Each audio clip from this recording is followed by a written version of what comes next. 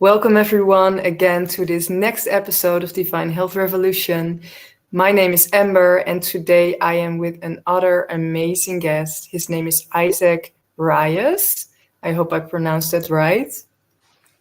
Rios. Rios, thank you. No, So thank he's a 30 years vegan. He's an athlete, a marathon runner, and which is really cool, he is actually transitioning to a fruitarian diet. So yeah, you reached out to me. You were like, "Oh, maybe I can share my journey," and I think it would be very inspiring for people to hear. And yeah, I agree. So welcome to the show, Isaac. And how are you doing today? Thank you very much, Amber. Thanks for having me. I really appreciate your work, and I'm a fan of it. Been following it for years, so that's really amazing. Thank you. So I'm doing very well today. Just to correct, I run my first marathon at 17. That was 2009, and then I run my last one 2014. So it's been like a little while. I still train, but like I wouldn't say I'm a marathon runner. I can train back at it. I mean, I still run. I keep in shape, but the marathon is just like something else. Um, it's a proof of endurance and spirit and everything. It's Mm, brutal. So I I get wish it it. was. I wish it was easier so I can do it often. But yeah, it's been a while since I ran the last one. Mm. Um, yeah, but vegan, yes, 13 years, and I I have been. I mean, I have known since the beginning about fruitarianism and about it's the way to go. And very early on, I had influence about Dr. Sebi. I mean, for me, it's like the Dr. highest influence. Sebi. Yeah. So everything, and then I go by his videos. I mean, he left some speeches and lectures and everything. So other than that, quotes and everything you find out there is people selling products, nonsense. Like his speeches are only about going back to nature, Mm. and it's just the pure raw is the way it's supposed to be. There's no products in nature. It's just Yeah. pure raw nature. Yeah, I agree. So, Isaac, would you like to tell us like where it all started for you? Because you shared with me that you became a vegan and it had nothing to do with like people telling you, or it was something that happened internally, right? Yes, it happened on my own. So I didn't even know the term vegan. I mean, I knew about vegetarians, but it was like, so I didn't knew any vegetarian or, I mean, these people, they don't eat meat. That's the only thing I knew. Now, I grew up in Mexico, even though I was born in the States, but my parents are from Mexico. So I grew up all my life in Mexico, which I appreciate. Culture is very different. And in my city is northern Mexico. Everything is about meat consumption. It's like it's always gatherings, so it's always like grilling, and also always like parties like this. It's every week for sure. Texas, right? So Texas, I was born in Texas, but I was raised up in Mexico, right? So all my life growing up, all the way to age 20, it was all in Mexico. So my transition actually happened in Mexico. Mm. So I was since I was like probably about 13 years old, I was like very into boxing, and I took it like very serious. I was like wanting to be professional. I actually ended up going to Golden Globes, so like some like local like semi-pro tournaments, things like that. So I was very into boxing, and then because of boxing, I got very into running. So my trainer told me, and this is important because this is from where this is actually the steps for me to become vegan. Like it was like a lot of discipline. It was a lot of a bit being alone. I would never fit in team sports. Like I cannot stand the, the idea of losing because of somebody else. I was not very good at team sports, but I was like very focused on my running, on my swimming, on my boxing. I was mostly boxing. I had a trainer very early on that told me if you really want if you really want to box, you know, you have to like run. So he put me to run Wow. for a few months. I didn't even hit a punching bag. I was like, oh, I'm ready. Like, want to like put the gloves and I want to punch something. And he was like, no, I mean, if you want me to train you professional, you know, you're gonna be professional. So he put me to run. Like, I was running. I was in like so many miles every day. And I Wow. was like, man, this is boring. But I was just like, I stick with it. And I don't know. I was very like very. Uh, I mean, I grew up watching like Mike Tyson videos and he's like training. So I was like, I wanted to be Yeah. like little 13-year-old Mike Tyson. But this is important because my trainer put me to run. So I created a lot of discipline. And then he also told me about diet. Of course, he was not vegan, none of that. But he was like, you know, just get more salads and, you know, get more fruit. But Yeah. I mean, of course, everything was like, you know, not vegan at all, at all. So, I mean, at least was a little bit of introduction to like a sports performance, and you know the results you get are based on you know how well you diet as well and how well you sleep. Yeah. So that was at 13, and it was 13. not. I was 13, so I was not all the way up to like 16, 17. I think at 17 was where it was like more of my awakening because something like very specific happened. I will actually eat meat, and it was at night, and it was with these family gatherings and people like this, just the normal over there. But then the next day, because I was training for like a little tournament or for like a little race, because my trainer, I mean, I was going into boxing, but he put me to races like every weekend. Not every weekend, but every week or so, we'll have like these 10Ks, like 10-kilometer races. Yeah. Yeah. So by then I was waking up at 4 a.m. and then I was running about 6 miles, so 10 kilometers, like every day, every day. That was like Wow. pretty, pre like for 1 month before like a race or a little tournament or something. But it was just my idea of getting like disciplined. So whenever I eat meat and then I wake up the next day, 4 a.m., I was just dragging myself. It was like so painful. And I thought that was normal. It's like, you know, if you really want this, it's going to be painful. It's going to be awful. You're going to, I mean, you're going to go to hell because of this if you really want it. Yeah. And I was like, for years, I was like, it is what it is. And I mean, given I was like very young at the time, so like a kid and I had all the energy. I Yeah. was I mean, I really enjoy it and I feel so powerful. Actually, at 17 or 18, I weighted more than I weight now. So I was in way more like shape. I had like more muscle because Mm. right now I'm 165, 170 pounds. And up there I was 180 pounds. So like I mean, I'm 32 right now. So at 18, I weighted more than I weigh now. And it was And how muscle. long And are you? Like, just for people how to. tall? How Yes, tall? I'm 180 centimeters. That's 5'11". Yeah. Okay. Great. Yeah. So I mean, I think given the standards, and I mean, I think I'm in a good shape right now. I mean, I put muscle in. I mean, I still exercise quite a bit. But back then, I mean, I was really going hard at it, and I felt like so good shape. Yeah. But anyways, just let me make a brief on this story, because there's just very few important points. I mean, it's just dragging myself, very difficult times, like waking up, things like that.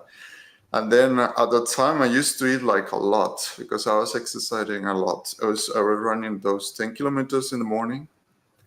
I mean, I would sleep, I'll take naps during the day, things like that. But I still go to school, and then in the afternoon, I still train some more. Then I went to boxing. So it was 10 kilometers in the morning, and then it was my boxing training about an hour and a half in the Wow. afternoon.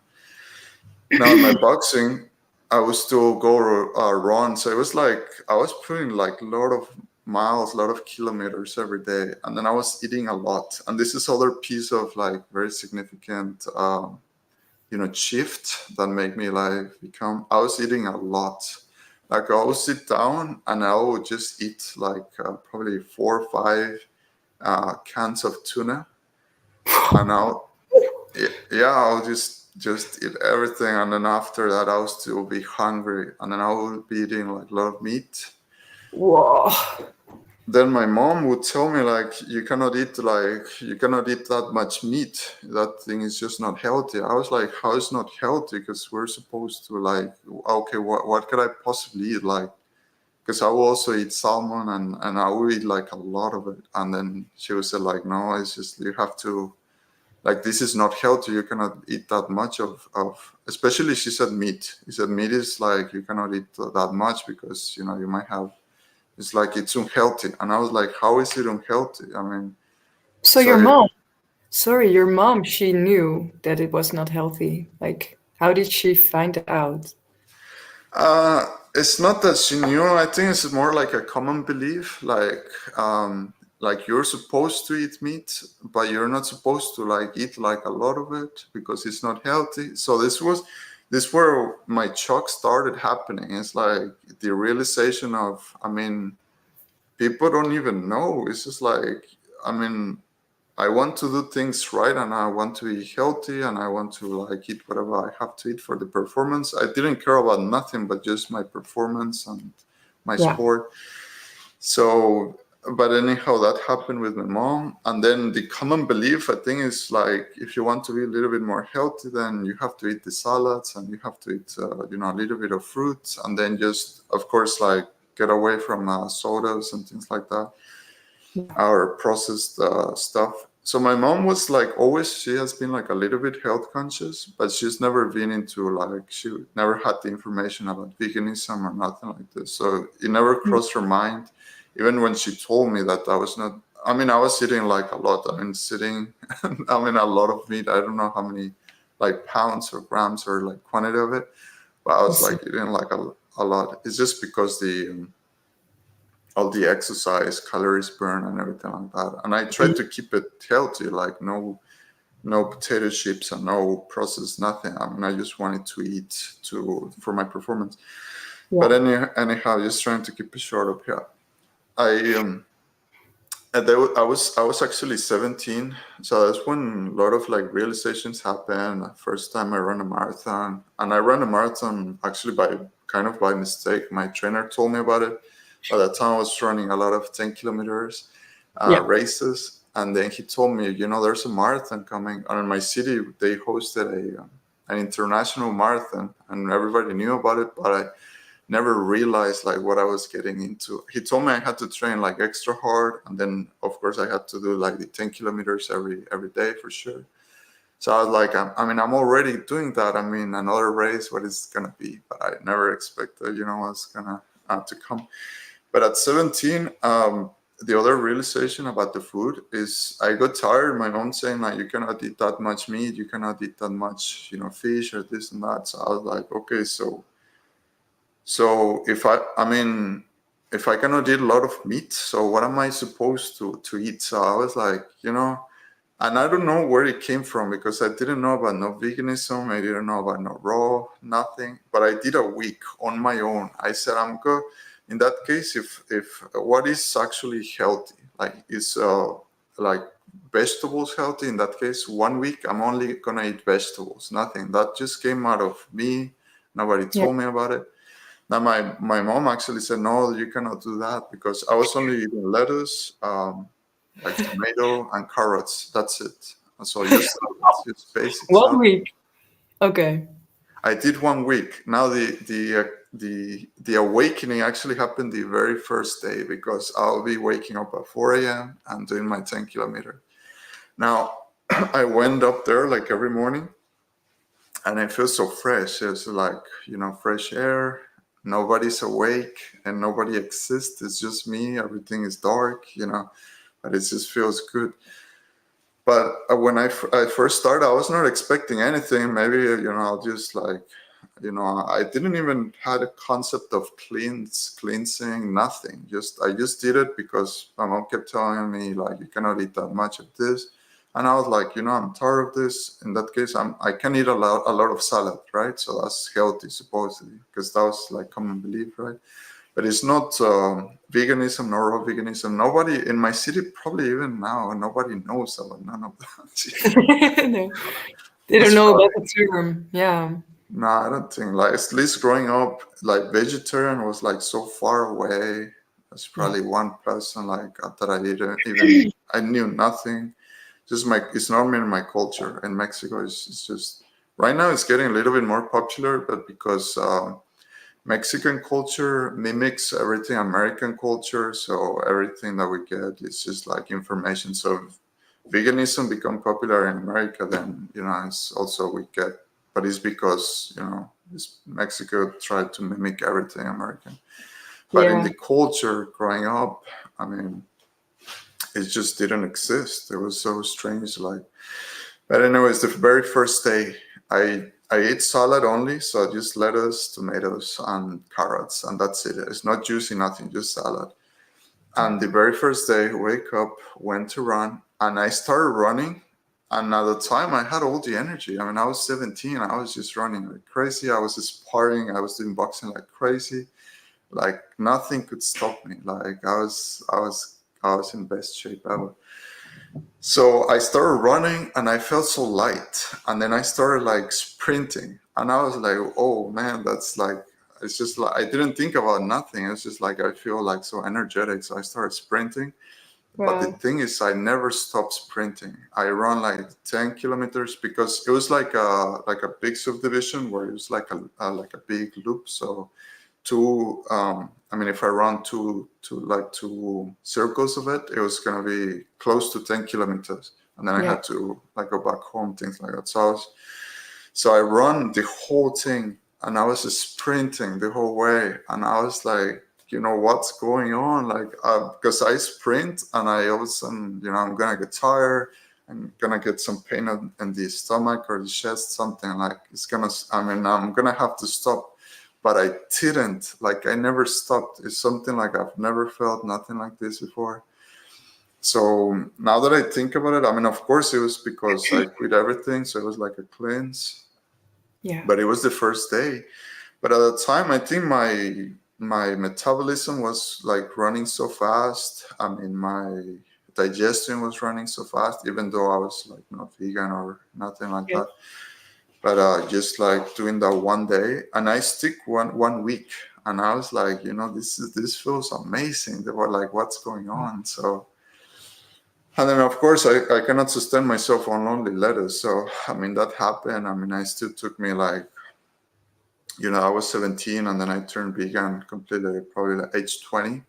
So Mm-hmm. but that was like a little bit of an awakening. Like that was the seed, you know. Yeah. I, Yeah. again, I didn't know no vegans, no information. I even never heard the term vegan. I didn't even know there was people that nothing at all. And I'm talking like it was 2009. Wow. So, but this was the seed, this was the seed that I needed. And for me, this was all about health performance. So, I mean, I ran the marathon 17, it was brutal. I continued training. I actually, at 17, I continued training boxing, but I started doing like Thai boxing, which I was like a whole another level of Yeah. violence. It is. Yeah. My But sister, she's done it, so I know about it. your sister done it? Yeah. Yeah, no, I love it. So I did Thai boxing for my trainer was very brutal.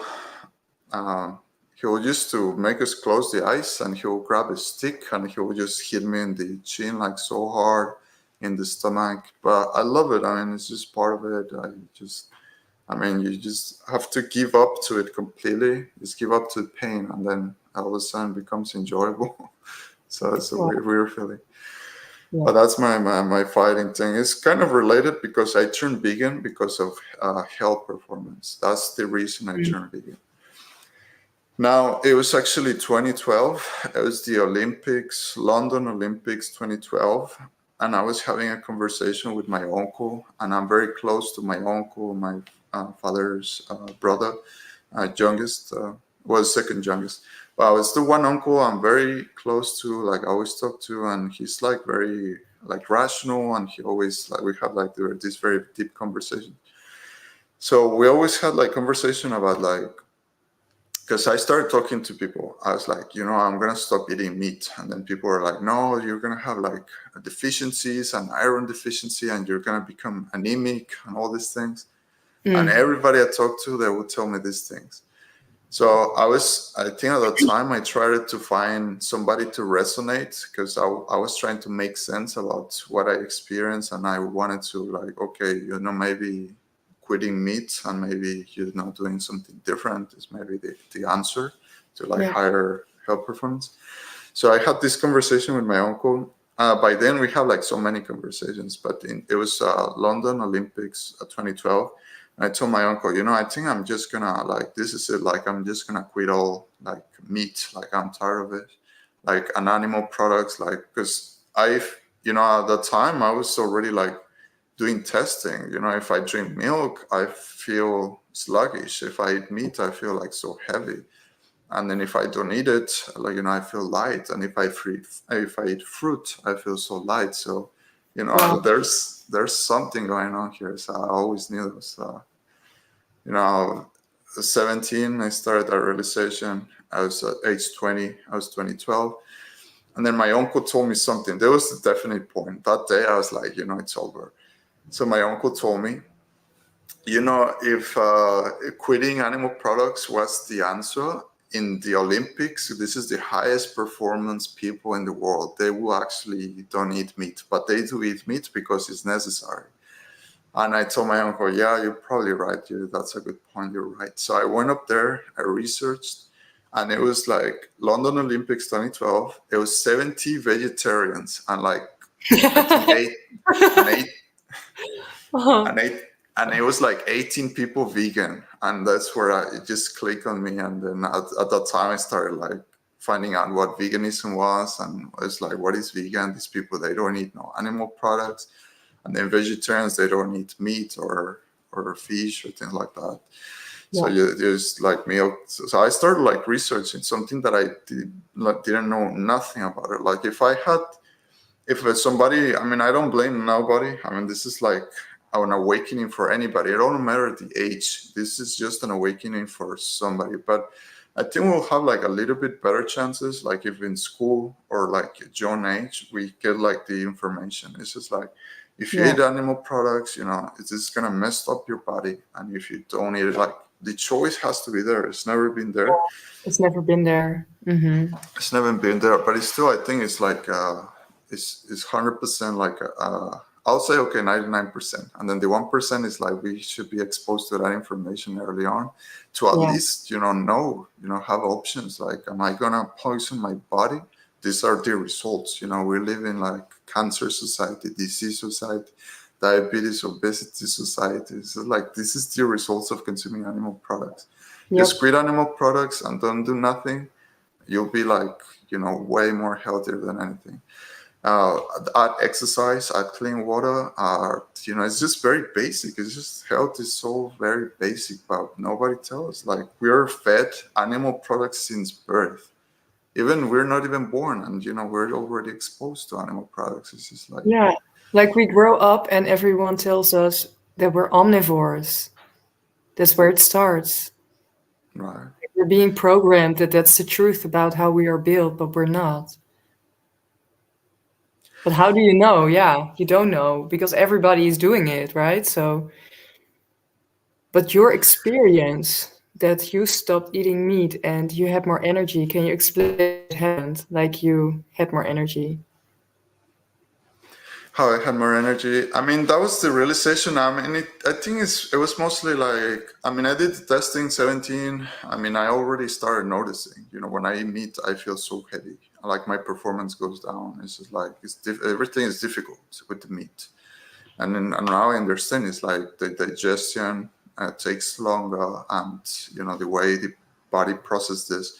Now, fruit is the purest form of energy. It's the only food in the earth that it will nourish you and cleanse you at the same time. Everything else leaves residue. It doesn't matter what it is. The fruit is the purest form. But anyhow, going back to the story, I turned vegan for health performance, and then I started learning a little bit more about like veganism. So second, this was an important part because I've been 13 years vegan, so I have known the protest and the animal rights and everything. And then at what point I was like very into that as well. It started clinking into me. I felt so bad about, consuming the animals like all my life. So I was like Yeah. blaming myself. And I blamed myself like so much. I was like, I felt all of a sudden it just crushed on me, all the pain, all the suffering of the animals. So I was for some years I blamed myself so much, and then blaming myself so much, there was no other way around it than putting that blame also on anybody else. So anybody I spoke to about veganism, I was like so negative, and I was like, I felt that shame about what I did, thinking I was like, this is something that I did to animals. So this was my transition. First health performance, and then it was like for the animals, like a little bit of activism. And I'm talking like years down the road, because 17, the realization, 20 years of age, I was 2012, and I was like, it's over, I'm never gonna like consume animal products again. Yeah. And then I did got like some support from my parents, but there was always that they will always say like, no, you have to do like be very careful. Like they imagine like within a year I was gonna be so skinny and anemic and I was gonna die or something. But Yeah, same here. Yeah. I think for veganism, I mean, I see people that are vegan, they jump in like it's a diet. This veganism is not a diet, it's a realization. Either you jump with the understanding, I'm never gonna like contribute to this harm again. And Yeah. you jump because, I mean, for me, it makes sense. I would rather die than just contribute again. Even if I have to starve and survive, okay, you have to kill an animal to survive. I would rather die, 100%. Like nature Mm. provides. Like I'll rather figure something out, and then if my fate is to die starving instead of killing an animal, I will do it. Because I mean, the same applies to human. What if we're starving and then I have to kill somebody just to survive? I I mean, was just thinking, like literally, I was thinking about it yesterday because I saw a picture from me with a small lamb, and I was like, whoa. But the way that I looked at that lamb and I was holding it, it was like a friend, right? Like, how could I kill that friend? It's the same like killing one of my best friends, right? It's and then eating it. it It's is. that's where the distortion just starts, and why we live in like kind of a I don't the word um, schizophrenic. Like people just get schizophrenic because there's so much distortion. You cannot live with that, like on a very deep level, even though you're not aware. Like your body knows and your soul that you cannot. Yeah. Anyways. There is something very simple to understand with this ethics and morality and Yeah. spirituality and God. If Yeah. if we don't have respect for the smallest of life, we don't have respect for no life at all. Yeah. That's that's for me veganism, that's what it is. Either you understand this, or I mean, if you're transitioning a little diet and yes, I mean, help these people and they're transitioning. No, it's like, it's either you realize it and it comes from within. I Yeah. mean, I don't not trying to be harsh on anybody, or like, because I have seemed like a little bit harsh to people if people came to me and then I'm like, all of a sudden I'm like too radical in my thinking. No, it's just what's radical is poisoning yourself, killing, and grabbing all this karma, all this death. It's not possible to like even all the problems in the world. It's just like we're killing, we're feeding ourselves, we're poisoning ourselves with death, and then we expect the world to be, happy and peaceful. It's just not gonna work. Never is gonna work. No. I'm just thinking about this documentary that's going to come out, or I think it already came out. It's called Christspiracy, and it's about how the church like has so much power on what we eat, and there's a lot of like corruption that happened there. And I'm actually really excited what's going to come out because I still really noticed, especially in the church, people are saying, yeah, but the Bible says we can eat meat. I'm like, yeah, but your conscience, like, what does that do to your conscience and your heart? And I don't know, did you see it, the documentary? You said it's Cowspiracy? No, it's called Christspiracy. So Oh, it's like, Christspiracy. yeah, they have Seaspiracy, Cowspiracy, and I think another one. And now, yeah, this one. Yeah. No, I didn't see it. Now I cannot take the documentaries. Like I cannot see images of that because I feel the way I'm feeding myself, like how we feed ourselves with pure nourishing food of God with the fruit. We also feed our mind. So any imagery of that and all this is just feeding poison to the mind. I mean, if you understand it and you jumped and you're like vegan, I mean, I don't like people ask me, I'm not vegan. Like, I don't say vegan. I don't understand the term. I'm just, like a rational human Right. being. Yeah, with a heart and morals and yeah. Right. So I'm not too clingy to like any labels or anything like that. But I mean, if I talk to vegans and their definition of veganism, so yes, 13 years I've been vegan just because I stopped consuming animal products. But I think it goes, farther than that. It goes farther than these documentaries because people get stuck in this level, and I did too. And there's like so much pain on this that let me just put it this way: there's people that are stuck into, and I'm not saying it's wrong. I mean, to the protest and like be outspoken about it because yeah, it is true. And then we have like very good people that are doing very great work on this. Yeah. What is this guy Gary? What is it, Yusovsky or Gary? This guy, the angry vegan guy, but he's great the way he formulates his arguments.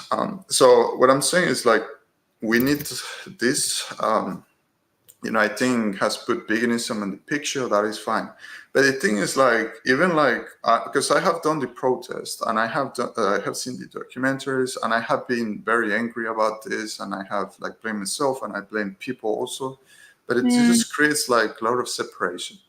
We have true. to understand people are in their level and their Yeah. level has nothing to do with your level. And the realization and the awakening and everything that's happening is going to happen within yourself. The world doesn't have to turn vegan for you to turn vegan. Like everything's going to happen within yourself. It's my responsibility because there's nothing I can do for nobody. I mean, in my 13 years vegan, I have spoken to so many people because it's what I do. People ask me questions. Why don't you eat this? I mean, for me, that's an invitation to a conversation. That that's what it is. So, but I've never turned nobody vegan. Like at this point, I don't think nobody has become vegan because of me. So for me, that's an understanding that people have their journey, has absolutely nothing to do with me. I'm not here to turn nobody vegan or change anybody. I think same applies with religion. I mean, anybody, because the awakening comes from within. Like how can anybody understand what's happening inside of me? How can I possibly understand what's happening inside of somebody else? I mean, it's me and my relationship with God, and that's all it is. I have no control out of anything but that. Yes. Uh, Beautiful. so That's good. Yeah. going back to the second part of my veganism about protesting and being angry about it, for me, I had another realization about that. This is creating a lot of separation between me and my fellow human beings. Like I feel so separate from everybody. I feel alone. I feel like I don't feel nothing like that. I feel so angry about these people like causing like this much pain to innocent living beings. Like there's nothing more innocent than animals. Like it's pure innocence. It's pure. It's God. Like we look at the animal's eyes. It's we're looking at God. It's pure innocence. Yeah. But at the same time, I thought to myself, this was another realization about this was not the path. This protest and trying to change people and trying to put it out there is not the path. Because if we look at the animals and you talk to anybody that is like an activist and they said, no, it's because all this pain and, you know, like we have to stop it. I mean, I understand that. But what if that cow or the animal in the slaughterhouse, what if it was your mother? What if it was your brother, your sister? What if it was like a family member? Like me personally, with my level of violence, you know, it is what it is. But if my mom was gonna be, you know, killed, I'll give my life. I'll kill anybody. I will do anything that I have to do. But we don't do it as an activist. Like we just like whatever. I mean, we do a Yeah. little bit of something, but it don't work. It just creates Mhm. separation. It just creates like argumentation. It's not even like show by example. You know, like I feel better. You know, like I'm probably gonna live longer years. I'm gonna, you know, live my best life. Are you struggling with any disease? I don't, because, you know, this is what I do. I Yeah. think this is a better option to put an example towards the world as opposed to being angry and yelling at people.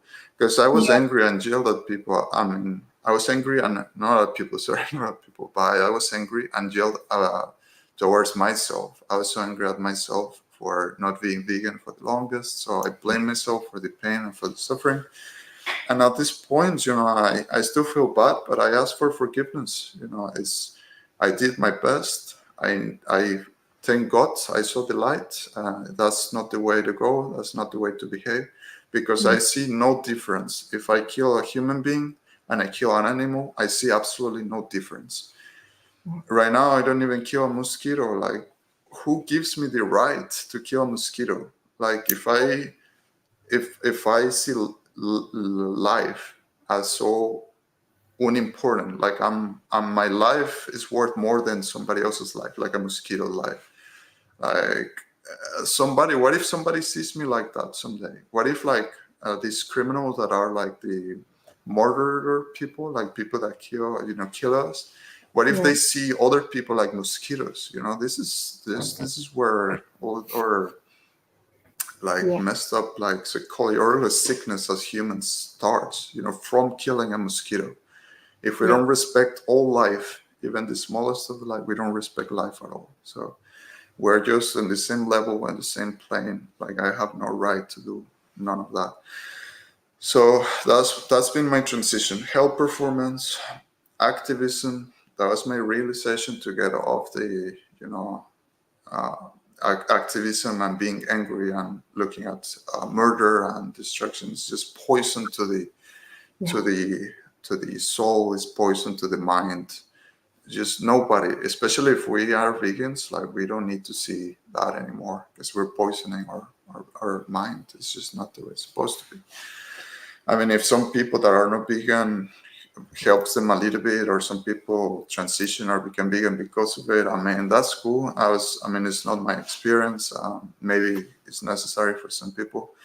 I don't think Yeah. overall it's necessary for anybody, because it's rather more beneficial to turn a vegan for like the more positive aspects and have like a very harmonious understanding and connection with God and connection with food and body, mind, and spirit. It's better than having to see like images of blood and death. It's just those images, they don't go away. It's just like, you know, it's poison, it stays with us also. Yeah. Um, I agree. Yeah. So you went vegan without knowing it was called veganism. How did you start? Like you started with the carrots, right, and the salad and the tomatoes, but then how did you yeah. start eating? For some people out there that are like, how can I start eating plant-based and enjoy what I'm eating? Well, that was just a little experiment I did at 17. That was only 1 week. And I put Yeah. myself in my mind, I'm gonna do 1 week. Now I didn't turn vegan then. Another 3 years, I still ate meat and everything. But I was like, I was doing testing. Okay, what if I stop dairy and I stop this and I stop that? I felt different. And I still try to eat as much like fruit as possible. But I never crossed my mind when I was like earlier than 20 years old that we can actually sustain ourselves and thrive and be the best with just eating fruit. It never crossed my mind. I never thought it was like possible. I never understand it that way. Now, when I turned vegan, and unfortunately, even until now, my transition into veganism was so easy. It's just like, for me, it was an understanding. I would rather die than contribute to this again. Like, never, not even for survival. I would rather die. And I think every vegan has to have that jumped, because when you jump, there's no way back. It's you already jump. If you're testing a diet, you have not jumped. You're not. You're. I mean, you're just like. I mean, it's a process, and that's cool for you, but if you've been 1 year vegan but you haven't jumped, it's just like, you can always go back to it. Or you have any health problems and you go back to it. I mean, it's just like, it's your process, but I'm telling you right now, like, it has to be a jump. You have to understand that I would rather die. I would rather die. And then once you give in completely to God and they say, I would rather die than contribute to pain and suffering, it's just like the gates of heaven open to you, because you can just grab the fruit and then thrive and be the best that you could ever be, and Yeah. that's more health. And then it's crazy. A little bit of other influence I had is with this book, Arnold Ettred, A Mucusless Diet. Yeah. Very well-known book. Of course. So I think he did a jump as well. At the point where it was like, okay, I'll probably die. And then he started eating this fruit, and then he just cured himself, thrive, and became the healthiest. So, and this is the jump that I think, like, if we really want to like go for it, that's something we have to do. Yeah. Now, we are not trees, and we don't live like, we're not stuck to that same place. So people that live in like very cold environments and they have to work and everything is difficult, they have to move. It's like we're not stuck, like sell everything and move, because it's just like, if you live in Siberia and you want to be like fruitarian, it's just not possible. So Well, I wouldn't say it's not possible, but it's very Siberia. I know difficult. some place. I know Europe. They import and they have everything. I know it's possible. Yeah, I, yeah. I'm not saying we all have to move to Bali or Thailand or a tropical place. No, but there are some places, especially like Canada or like some remote places in Russia or something like that. We have, like, some people have to move because we have to be closer to like a suitable environment and fruits and everything. Like me, I Yeah. wish I could move to. Sorry? Sorry, my bad. I interrupted. Where do you want to move to? You wanted to? No, I wish I could just move to Bali and then have all my finances straight up, and then I wish I could go to the source of the best place of like fruit and everything. Now, Yeah. I visit Sri Lanka often, and it's a food paradise. But the economy is not there. You have to bring your own economy from outside. So even though Yeah. fruit is so abundant, so there's like different aspects to it. So it's all a balance. Of course, we don't pick up and just move to Bali. There's family responsibilities, jobs, everything like this. Yeah. But it's just the little steps. But let me go back to my story.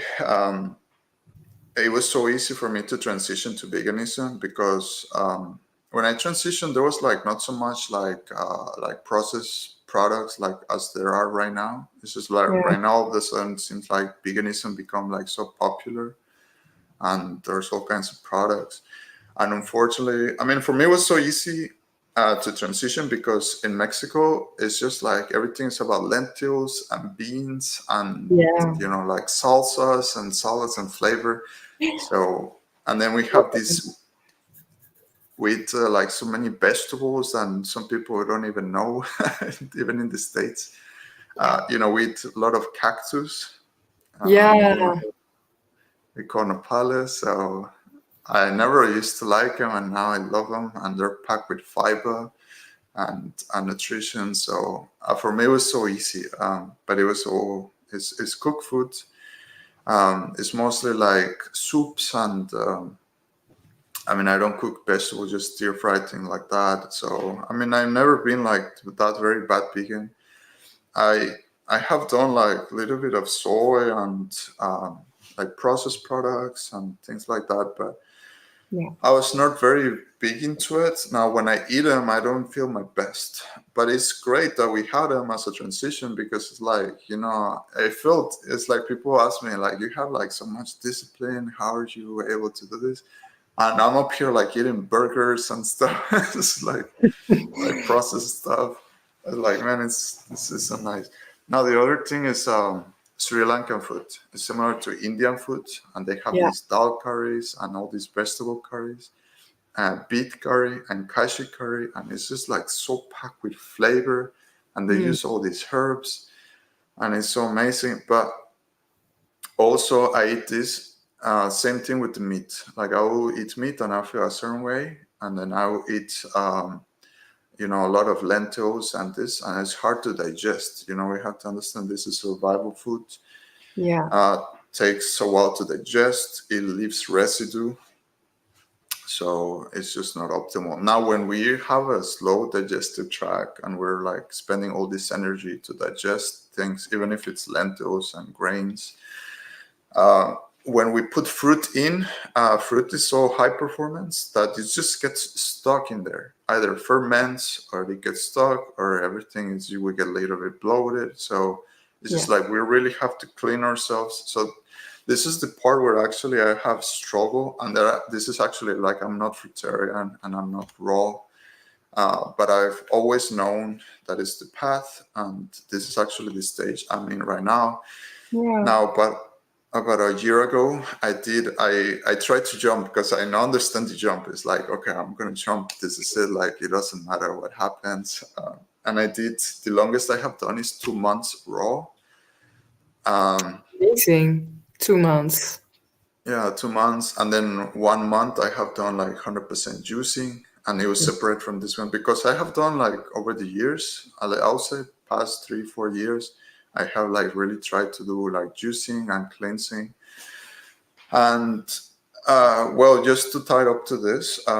So my next level of understanding or this stage. So first was veganism for sport performance.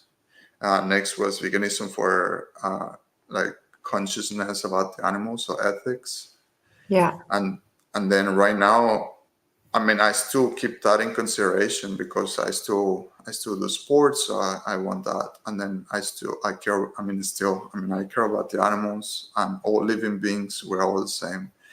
So Yeah. that is that.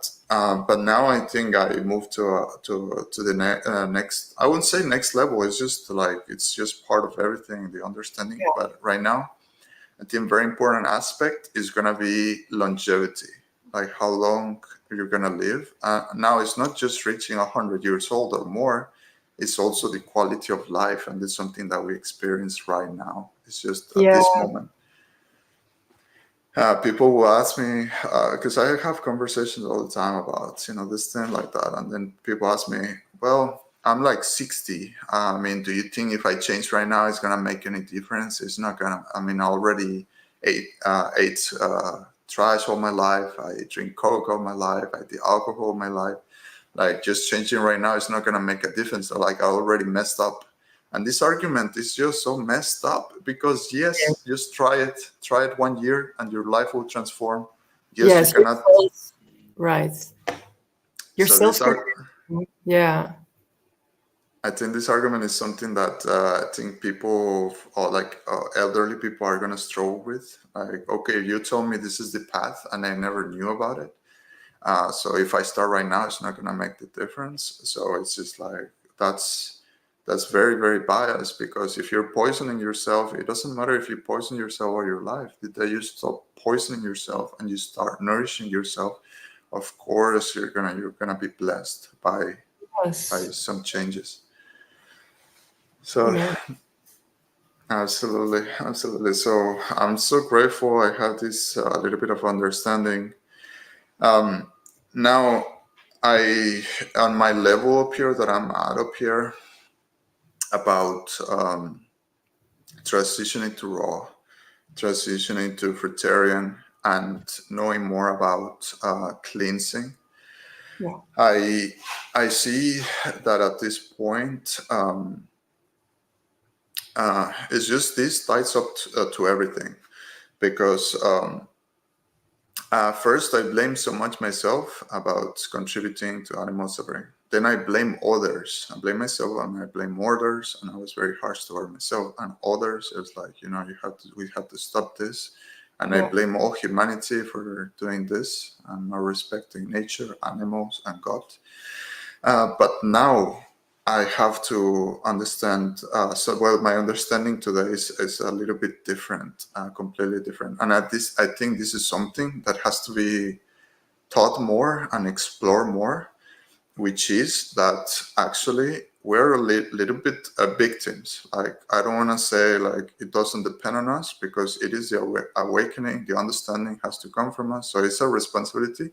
But Yeah. it's not discipline, or it's not like, it's not as harsh as just I mean, if we don't do it, is we all to blame to take? No, because there is something else that prevents people from actually like thinking properly and understanding certain things, and that is that we have in condition. So one is the psychological aspect, but one very important aspect is actually physical.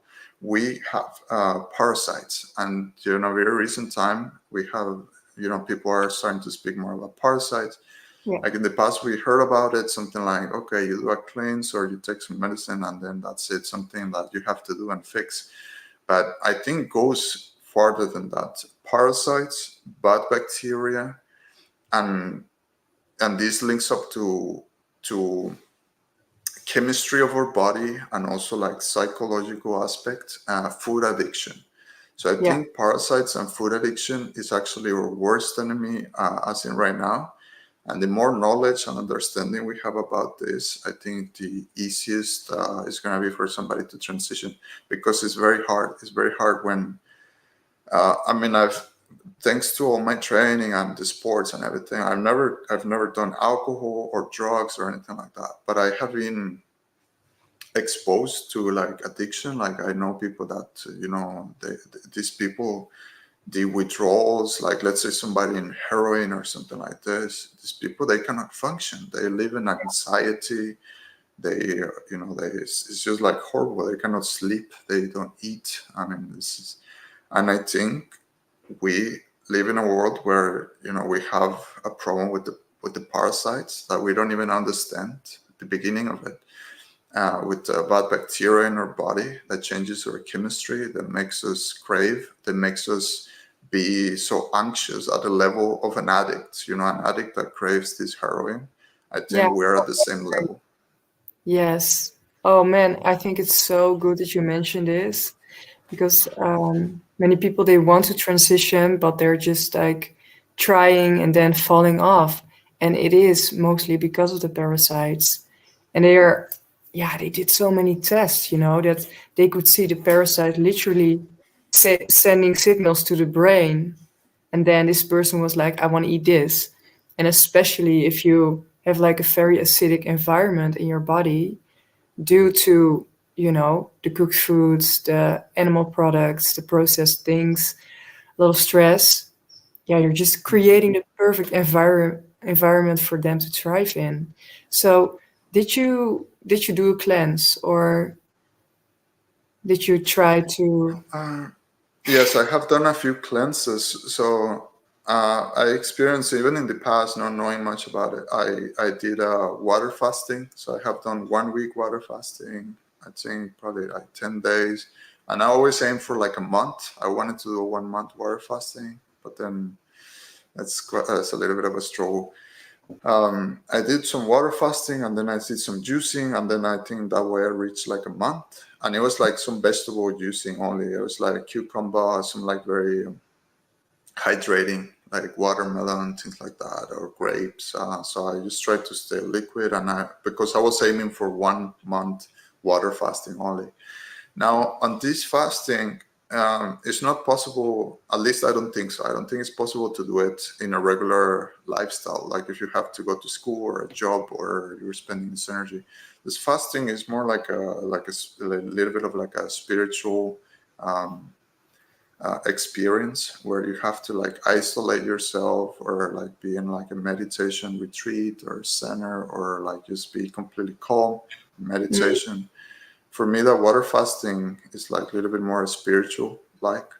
yeah. Um, but juice fasting, that is so that people call it juice, is not fasting, it's feasting, because Yeah. that juice is like so nice, it's easy, you don't struggle with what you struggle on Yeah. water fasting. Now there's for me a cleanse has been three herbs, and I want to keep it simple, very simple. It's three herbs, and it's called black walnut hull. So that's the Yeah. first herb.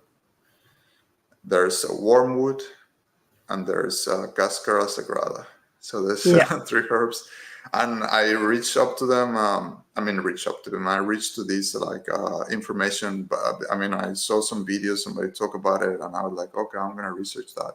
And then all of a sudden, I found out like this being used for like generations in Mexico. So like people, I mean, herbs, I think is more like widely spread knowledge and everything in Mexico. There's people that have specialized in this and all of Oh, things. great. Yeah.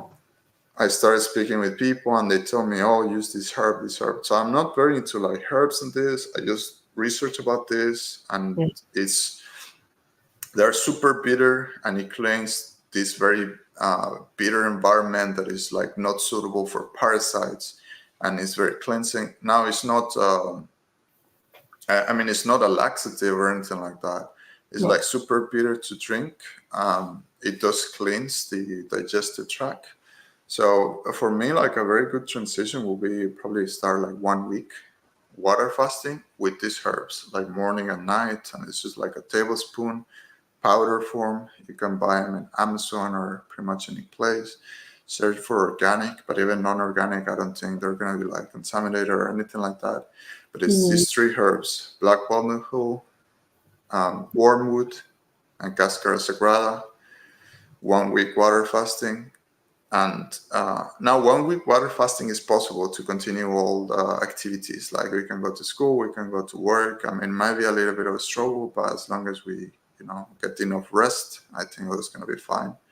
mm, But don't eat anything. These herbs are going to work to where, they're going to change the pH of the body. They're going to change the bad bacteria in the digestive tract. So you have to like really grab these bitter herbs, put them into your body, like they're going to change your system completely. I think 1 week is like excellent start, yeah. followed by 1 week or like a few weeks of like either juicing or only fruits. I mean, it's that simple as just, okay, like I don't know about fruits or this fruit expensive, just grab so one fruit, just buy grapes or whatever fruit is in season or affordable, because it can be watermelon, because you do this cleanse 1 week, it's so easy, anybody can do it, and then you do this 1 week or a couple of weeks or more about just like watermelon, and this perfect. It's just gonna be night and day. Anybody can do this. It doesn't matter diabetic people, like it doesn't matter this stage, and it's gonna be this is like a major change. There's no diet, there's no specialist, there's no like very elaborate counting calories, nothing. It's just this simple. Do a cleanse, eat fruit. That's it. Like there's no complications to it. Great. Yeah. Very good tips. Very Let's good do. tips to start with. I agree. Like, especially when you're transitioning, just start eating more fruit. I feel like that's the best way, and then you start changing also the gut bacteria and you start craving more fruit and more healthy things. And But I now, know, oh, sorry. sorry, go ahead, Michael. Yeah, Go I ahead. Sorry. noticed when I started transitioning to only fruit.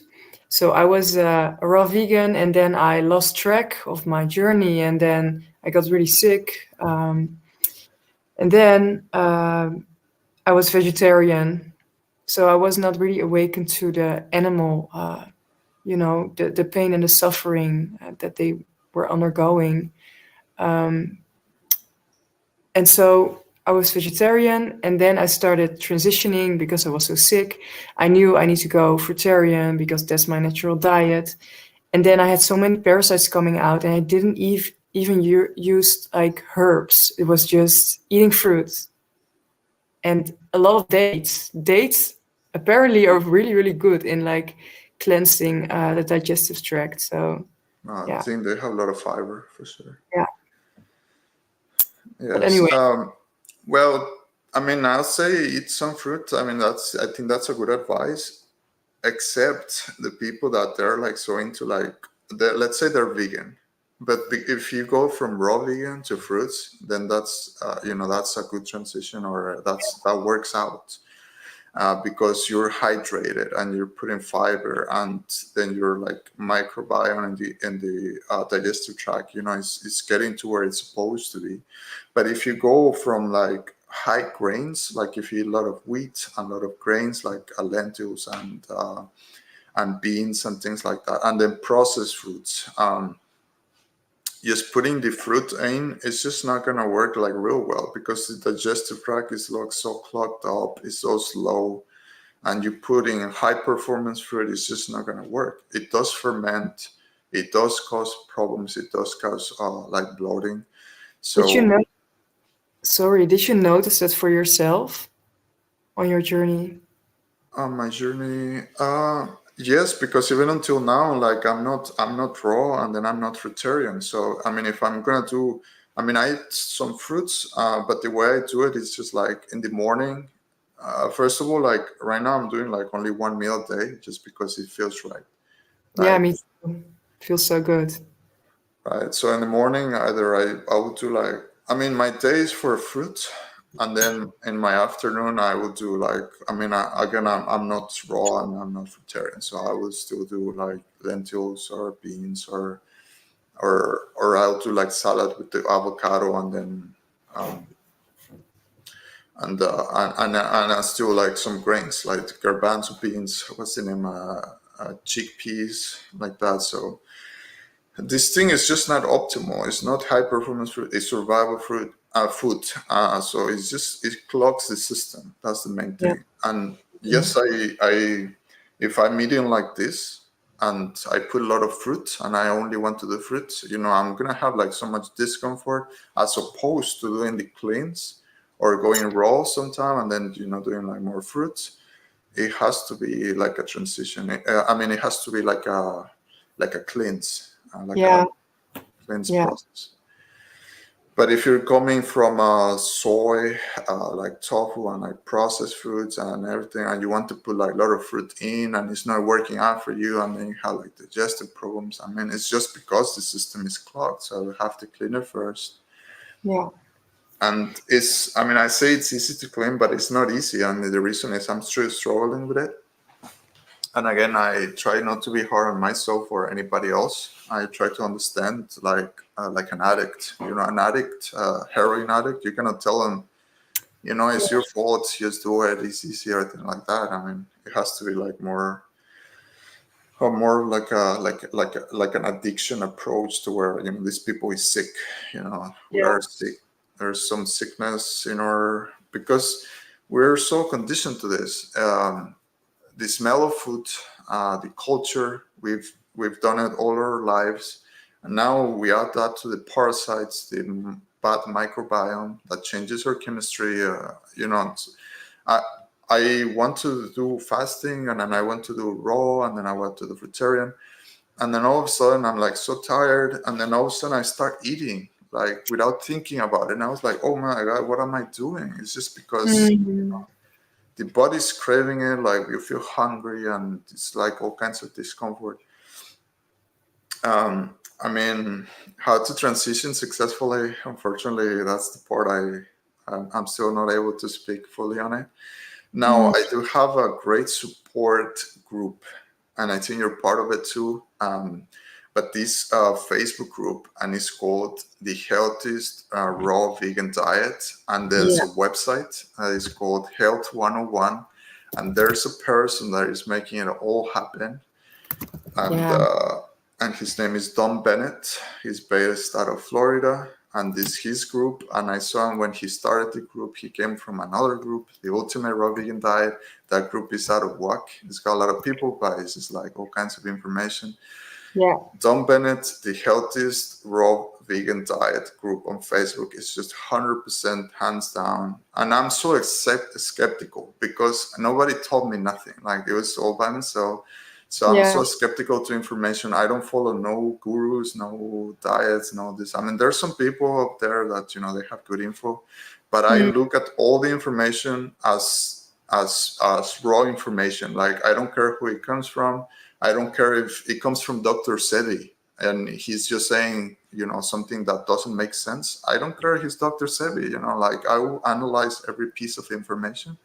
Yeah. And at this point, I have found Mr. Don Bennett and his Healthiest Raw Vegan Diet group on Facebook and his Health 101 page. He's put a lot of effort into it. He He writes these did. articles. Yeah, he has free articles, free books even. Like he sent me a book. It was amazing and it really opened me up as well. He's so Yeah. methodical, so scientific, and he's not doctor, and he don't claim, he's got all the answers, and he's so He's very, open as well. yeah, He's he's so open to information. yeah. So I think for somebody that's really, for anybody that's vegan, vegetarian, wanting to transition raw, I think this is one of the best resources. I mean, Yeah. of course, I don't read all the articles, but I have the general idea, the general understanding. But he put some videos out, posts out, and mostly the group is for, if I have a question, I put it out there. And then having Don Bennett as a resource, that's just like really valuable, I think, for our community, because there's no more people. There, even like in like veganism, I think maybe it has changed, but last time I was looking into it, is in all developed worlds, countries, like developed countries, I think we're at 3% vegans. So 3% is like a very low percentage of population. Now I think maybe it's different now, but let's take a 3% veganism in developed countries, because in developed countries, I mean, there's people they cannot even, I mean, they're vegan not by choice, and that's like a lot of people, let's say African countries and whatnot. But in developed countries like Europe and United States, so developed countries, we have 3% veganism, and inside this 3% veganism, we probably have 0.01% of like raw vegans. Like, what percentage of raw vegans in the world? So this Yeah. is still like in developed, world, developed, countries, developed society. It's still like something rare. Like, who is talking about raw veganism, fruitarianism? And right now we have the internet, we have YouTube, and then we have people, we have families. There's a family, cannot remember the name, unfortunately, but there's a family. If you search family in Hawaii, raw vegan pregnancy, Yeah. fruitarian, I there's a know who you family. mean. Yeah.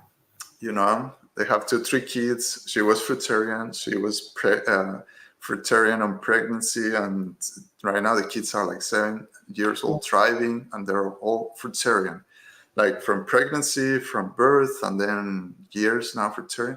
And this blows my mind. It's like these people eat only fruits, like raw fruits, just completely connected to nature. And we Yes. are here thinking that we're probably gonna die because we don't eat a certain way. Like, it makes no sense. It's true. I remember when one of my friends, she became vegan, and I was back then in the dance academy, so it was kind of like you. Like, I need to eat meat, I need to eat like a lot of protein and a lot of calories.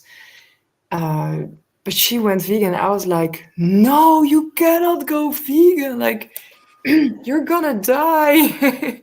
I remember that I thought that, and then like, yeah, I think 5 years later, my awakening happened, you know? So we've been programmed, but we are all unlearning. And I'm so, so grateful, just like you said, for the internet, because you can share your story here and I can share mine. And we see all those people like healing their bodies and coming back into alignment and harmony with nature and creation, and just striving and just showing like you're not gonna die, you're actually going to feel better. And yes, it's a process, but you got this, you know? So yeah, I really appreciate you for being here. So No, good. thank you. Yeah, thank you so much for having me. Pleasure. When I reached out first, because I did reach out, you were looking for like speaker, something like that. I was like, well, I'm not fruitarian, I'm not raw vegan, like completely. But the thing is, since the very beginning, I knew that was the way. Like I always knew in the back of my head, it had to be something with raw. It has something to do with like fruitarian. So we Yeah. just have to like aim to do our best for to aim for that. Now going a little bit back to where I did my 2 months raw, and that was like very recent. I actually quit salt. The Yeah. raw part was not so difficult. It was actually quitting the salt, and I thought it was gonna be sugar. I thought I was gonna like crave sugar. It was gonna be difficult. And sugar is not a problem at all. No. It's actually the salt. It just killed me. Like I would wake up at the middle of the night and I would just like be like so anxious, and like my mind was like craving salt. Like I would think about like salty dishes all the time. I'm like, oh my god, Yeah. what's going on? Salt, salt, salt. And then I was eating like salads without salt. I think that was like kind of a mistake Mm, because I think I mean I don't know 100% about none of this, but I think we do have like some sort of mineral deficiency. That's why we crave salt that much. And really. I don't think we have to quit it like all the way. Like eat salad and put some salt in it if it makes it taste better. Like make some dressings, put some salt in it, makes it taste better. Like at this point, if I do raw, like I won't quit the salt. But now the salt that we get is not pure salt. The ocean is packed with the minerals. It's not what we get. This society, this government. I mean, I don't want to, really tied up to like no conspiracy. The government wants the worst for us or anything like that. But I think there's something out there to where we don't get the pure nature. And I think pure salt from like if you grab water from the sea, clean sea, pure ocean water, and then you dry it and then you get the salt, it's packed with the minerals, and it's not what we get in the store. 100% is not what we get in the store. Mm. So we're not getting this nutrition from the ocean that we are supposed to be getting, these minerals that can get from also like from like fruits and vegetables. But everything is just like so we have to do our best with what we have. And this is the part I still don't figure out, because we have now modernized, industrialized practices of growing food. And Yeah. unfortunately, most of us is just we only have access to this. So we only have fruit. I mean, I cannot grow mangoes in my backyard, unfortunately, but I can go buy them at the store. So this is the part that is like very negative. I don't want to really think much about it, but it's there. This is the part I still haven't figured out like completely, because we are exposed to chemicals, even fruit. We say, oh, okay, this fruit comes from Mexico, it comes from Ecuador, it comes from South America, things like that. In the US, everything that passes up here, they spray it, like they spray it heavily. Even if they didn't spray it when it was growing, they will spray it in the border. Everything has to be sprayed just because that's the law, that's the standards. And, this poison our food is going to poison us. We can grow our own. So I think that's probably one of the solutions, but of course it's not an option for everybody. Mm-hmm. But this is the part, I mean, for whatever messed up the world is, I'm going to do the best with what I have.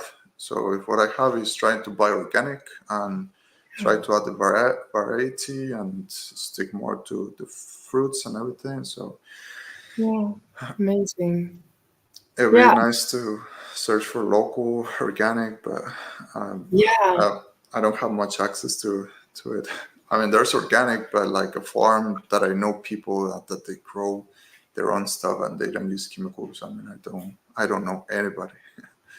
It sounds weird to mention this, but I think it's better to just stick to the fruits than go back to, a cooked vegan diet, or because it still is like optimal for our physiology and how we are built and created. And it's tough just knowing, but even like the air we breathe, there's so many things I can think about, all the toxicity that's in the world and the radiation. But I have to choose, to say, thank you, Father, thank you, God, for, everything you've created. And I'm going to bless this. I bless this with my words, with my heart. But yeah, I really believe that can change a lot as well. And also like practical things like using baking soda, right? Wash your things in veggie wash. It's, I think, yeah, just doing the best that we can in the world that we live in. Yeah. And you're trying, yeah, you're doing that so well. So Little by little, but yeah, now the most important thing is we have to keep it simple. Nature is so simple. It gives us what we need, and we make it complicated. Now we can simplify things by just, I mean, there's no science and there's no like special knowledge like counting calories, or there's nobody that has like really, even the people right now that I consider teachers and they have like higher level of understanding, they're still finding out things and they're still learning. So yeah, and I talk about Tom Bennett because I see how humble he is, to where he's always open. Like if there's new information, if there's something that is better than what he's doing, he will tell everybody about it, and yeah, even if anybody brings it up. And that's I think that's where we have to understand, like, it is simple. We all help, let's help each other with this information, but don't think that it's like so far away from you, because it is not. It's as simple as just like drinking water, sleeping, meditating, and then just sticking with it for like a week, and then just grabbing one fruit, just doing like watermelon. There's people that I recently followed some guy. He did 130 days watermelon. I mean, so can yeah, we do a yeah. couple of weeks watermelon? It is possible. This guy 130 days watermelon. I mean, Absolutely. I felt like I think Dr. Spira also says that that health is like 80% elimination and 20% consumption. So we need to eat to clean out our system. That's how we get to longevity and health, and like the health that we are created for. We have to get all the junk out. So right. Yeah, something else, the last bit of it. I don't know how much time we have up here, Amber. I mean, I have all the time of the world, so you tell me, like, you tell I me. will tell you. Yeah, I think we have like 15 minutes still left. Already, you tell me whatever works, because I can talk about this all day, every day, honestly. But the other little piece of information I would say, when we analyze information, like this is like a little bit of advice. Somebody, if this helps anybody, don't take information from where it came from. Like if you have very good information from somebody, but then Yeah, later you find out this person is not vegan, I mean, stick with the good information. I mean, this good information is not canceled by who is coming from. You have to analyze. It's our responsibility to analyze every bit of information and find the truth. It's yeah, our responsibility. The bits of pieces of information you find everywhere. Yeah, I mean, nobody's perfect. Like, who's perfect? Jesus. Let's say Jesus was perfect. But let's say even Gandhi has like his own things, to where he's got the contrary that people say, well, he was not what, even Mother Teresa, there's people say is not to, hmm, she's not what she claimed to be, and this and that. So what I'm saying up here is like, we grab some information, but we should not discard it just because this person later says something else. I mean, it's our responsibility to seek the truth, find the truth, and this truth is not locked into a person. Because you start idolizing a person, or, oh, this teacher knows everything, and then yeah, all of a sudden, so when you break that relationship and then you don't agree with certain things, then everything's gonna get canceled. That's not the case. yeah, So the reason I'm saying that is because I also follow Indian guru very famous Sadhguru, and I hear a lot of his speeches, and I think a lot of what he says ties up with actually being raw. A Yeah, he lot of does. it. Yep. I know in India there's still like a little bit of like survival situation going on. So of course he's not gonna tell people, like become raw, this and that. So I mean, he's got like a sanctuary meditation place, and they do serve like Indian food, like lentils, thing like that. Yeah. But when you hear him talk, I mean, he talks about awakening. He talks about spirituality. He talks about going back to nature, that he went and he got lost in the forest and he survived with the fruits. I mean, I think he's got like really, really good information as well, but ties up a little bit more into the spiritual. But Yeah. I mean, it's just, I put it as an example that, even if he comes out and he says he's not vegan, I mean, it doesn't cancel the good information we got from him. I mean, we just learn less little bits and pieces. Don't put nobody on a pedestal. Just Yeah. put God first, put yourself second, and all this information that's coming to us, is for a reason. And don't link it to like one person that, oh, okay, this person. Because we have like people like vegan influencer that then later came out as non-vegan, and then everybody just. Yeah. Yeah. I've seen that. So But from the beginning, I was like, I look at this girl and all the veganism, and she lives in Hawaii and this and that, and then, I mean, my beliefs and my core values are not linked up to her being vegan or not vegan. I mean, it's cool the videos that she put out, and the yeah. information she put out, but every piece of information she put out, I analyzed. Everything that I'm watching, I am analyzing. So Mm. maybe 50% I use, maybe 50% I don't use. And now if there's a part of that I'm not going to use, or something that is like misinformation, or it's just not quite optimal, I will probably stop watching it. But what I'm saying is just, you don't cancel. So like, don't grab a guru where later he turns out to not be fully vegan, and then all of a sudden all the information cancels, because it doesn't. It's God first, and then it's you second, and then it's all this information that we're grabbing. It's just for a reason. Yeah. So we're just here to grow. That's so right. We're here to grow. Yeah, we're here to grow and learn about truth. We're here to grow in love and what that means. What that looks like. And it is a journey. And so I wanted to ask you a question just to Any get question? where would you like to be in like 5 years? Like, who Oh are boy. you? Oh. Uh, I try not to stick too much to the past, and I try not to like think too much about the future. I mean, I'm living my present moment, and in my present moment, like, I wake up and I'm not eating anything.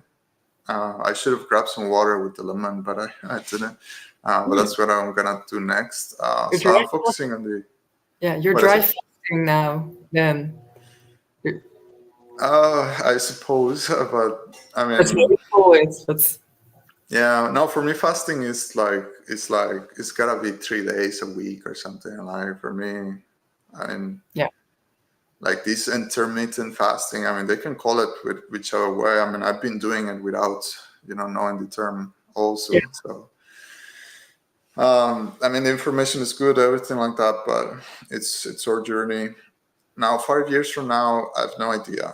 Now, the only thing I know for sure is that I can see my trajectory. So I know no way, shape, or form.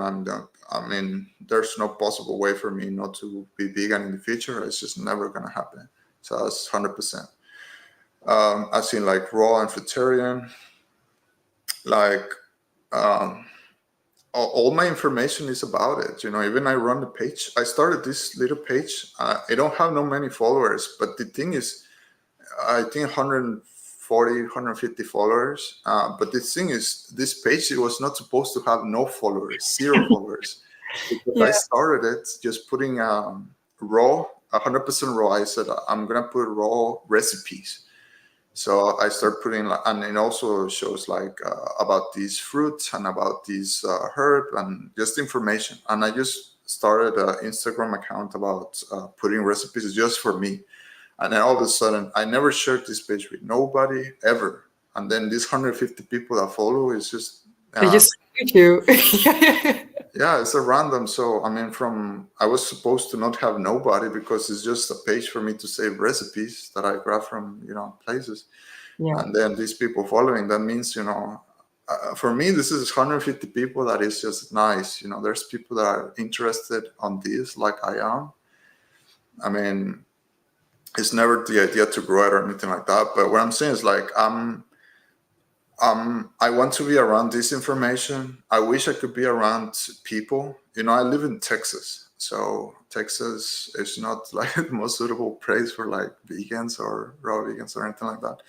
But actually, there is a community in Houston. No, sorry, not Houston. In Austin, Texas. Yeah. It's like more liberal, and there's more like it's more like artistic place, and more.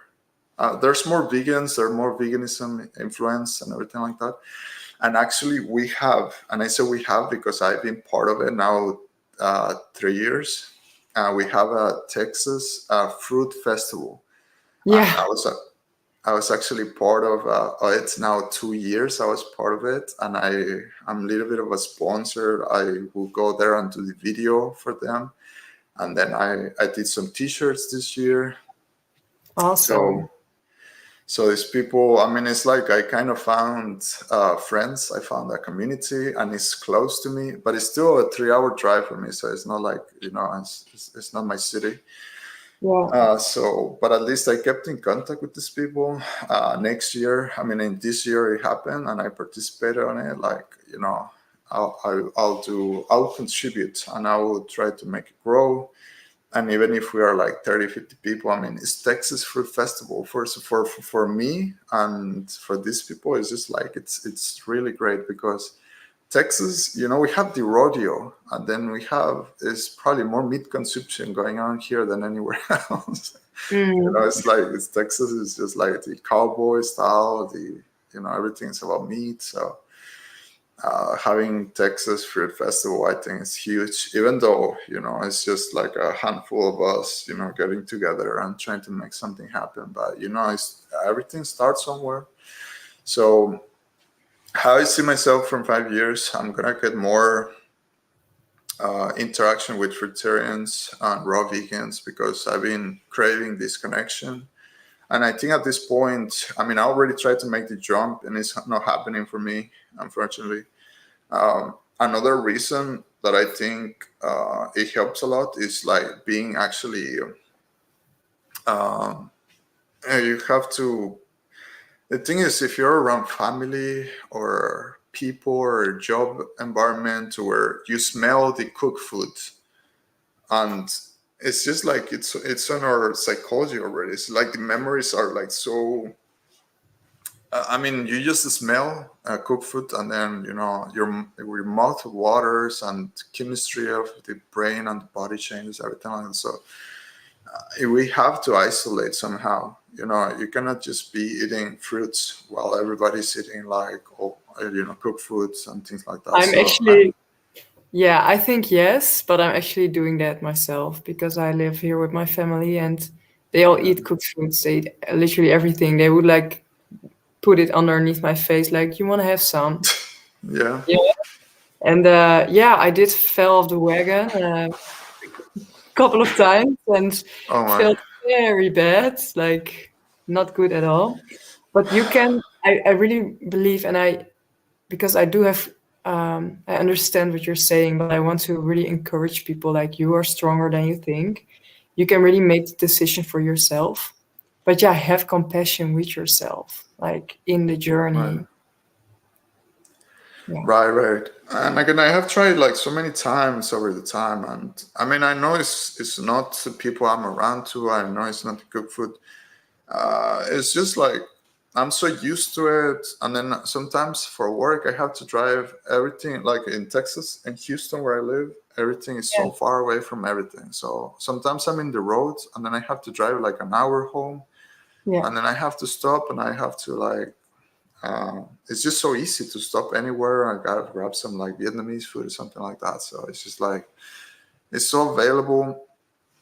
I know it's not optimal, but at the same time, um, like if I had like an illness, I mean, God forbid, so I'm not asking for it or anything like that. But I know if I had an illness, oh, that would be like 100% motivation to where okay, I'm gonna stop. But before that happens, I need to. I think this is me personally, what I need. I need to isolate myself. That's what I've been thinking about planning a trip to somewhere, maybe like somewhere South America, thinking like Peru or something like that, to where it's like more a bit about the source, more connection, more nature, and hopefully I can find like a heaven of like fruits. And Yeah. but I'm trying to like do it like long term. That's why I'm trying to like put my finances straight. Maybe I have to just like sort everything out. I want to do maybe like at least a month, maybe a few months, maybe optimal like a year. And then that way, it'll be like, this is really a jump. Like I'm gonna go there, I'm gonna live there, and I'm gonna eat only fruit. That way, Yeah. and then of course I'm not gonna be around, work or stress or people or cook food and things like that. Because again, this is where I'm at this point. I I mean, there are stores and I can buy organic fruit, but it's just like if I'm running every day and spending all this energy and driving and things like that, I mean, I cannot just grab a mango and like call it a day. Even Yeah. even if it's a lot of fruit, it's just like I'm just not at that stage. It's just like I'm still that's the part I'm still trying to sort out. But at the same time, I think it's good that at least I found a crew now. There's people at Austin. They're That's raw vegans. They're yeah. long term, Yeah. but also their lifestyle. Every time I meet somebody, they don't have my lifestyle. It's not office. There's no work. They're not running all over the place. Some of them are artists, and then some of them, they have their finances sorted out like a certain way, things like that. So that's the part that that's the part I still haven't figured out. Like, can I still like be like very extremely busy, like moving all over the place with the work and stress, and still be fruitarian? Like, Yeah. Yeah. I get well, it. Well, Isaac, thank you so much for sharing your journey. I see the pros and the cons and the coins, I think. How do you say that? The pros and cons. pros and cons. And Right. I'm sure that you will, continue this path. And I'm definitely going to follow your journey and see how it's going and where you're going to be in Peru and enjoy the fruits. And also for people that are watching, where can they find you? Where can I find me? I mean, I have a YouTube channel. It's hard to find. It's just Isaac Rios, my first name and last name. But if you put up there Texas Fruit Festival, because I have done the videos for Oh, them, I mean, it's gonna pop up in there. That's my YouTube channel. But yeah. Awesome. I put all kinds of random stuff in there. There's like musicals, and I do weddings, photography and videography. So it's all kinds of random. It's not a specific channel for anything. I Okay. mean, I have debated to start like what you're doing. That's why I admire you so much, and I've been following. I've debated to start something because sometimes I feel okay, I have something to share, but then sometimes I feel like there's people like Amber that they're already putting out the work. So I mean, if I'm gonna come and do No, no, something, no. I know. No, you have to start. You have to start. I know where you're thinking that because I was the same. I thought, oh, I should not do this because there are other people doing that and they are like way better at it. They speak fluently English and I don't. But there are so many things that can hold you back. But if you feel it inside your heart, please go for it. There's no competition, huh? That's the thing. People think there's competition, but we need Well, your word. no, We need I your mean it's not about competition. It's about, it has to be organic. I mean, if you're gonna put information out there, because I mean, I do like a little bit like professional like weddings, photo and video. So I got the cameras, and I was thinking, well, I can either do interviews. So I mean, because I'm a little bit into the Buddhist community, and then I have some monks that are, they actually follow like some strict diets like that. So that's like good wealth of information. Yeah. So maybe, yeah, maybe someday. Now the other page for the Instagram page as oh Raw man, vegan soul. I raw actually vegan already. soul. No, I forgot about it. Raw vegan soul. Yeah, that's what I'm saying. It's like, it's not something that I created to, you know, make it big or anything like. It's just I just wanted to store recipes. That's it. So people, if you want to have some nice recipes, you can go to his page and make something nice. Get inspired. Yeah. There's some real. I mean, I'm constantly looking for raw vegan recipes to make it like interesting, and also talks about like the herbs and the medicinal properties about like certain fruits and things like that. So I mean, Cool. it's just, I try to keep it like raw and simple. I mean, it's no raw complicated recipes. It's pretty simple stuff. Yeah. But yeah, I can find me up there, and maybe in the future I'll make a YouTube channel. I always had the idea of making a YouTube channel. I would call it United States of Vegan. So instead of United States of America, United States of Vegan. That's cool. So, or United States has vegan or something like that. But I mean, it was mostly about like political, you know, like pretty much everything that I was talking to, like, but you know, with a little bit of a angry connotation about how the world is just like, so like we have to change a lot of things about it, things like that. But I never did, because I mean, who knows? Maybe in the future I'll try something. But if anything, I'll try to stick with when I talk about like more organic platform. For me, it's just gonna be. I mean, I don't aim for followers or you know, being like huge or not. I mean, just grow organic. Put my info out there if somebody can benefit from it, and I'll Yeah. probably make it about like my journey, like you know, transitioning raw fruitarian. And you know, you see how I talk so highly about fruitarian. So in my mind, it's all it is, even though you know I'm not at that stage just yet. And then probably like sports, because I'm still like very into sports. I do a lot of biking, and I still do So, some running, things like that. yeah. My boxing and fighting career ended up because I really hurt myself, my shoulders. I had like very bad torn ligaments, and then I just continued training and made it worse. Then I waited some time and I continued training, made it worse. And right now, I can barely lift up my arms, so like my fighting is over now. Oh, okay.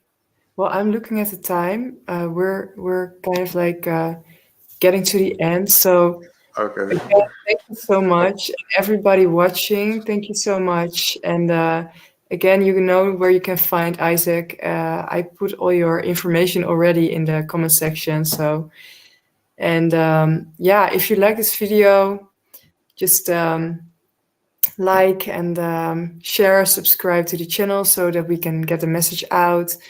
And Isaac, thank you so much again, and I'm looking forward to see like your continuing journey. So yeah, Thank you so much, Amber. Thanks for having me. This is gotta be the first time I do this, and it feels good. So I appreciate you having me, and mostly because I've been following you for like this long, and I really appreciate your work. So nice. Quick question: how many people you had like some people like joining or? yeah. I'm going to end the stream first. Let's continue talking. Bye, everybody.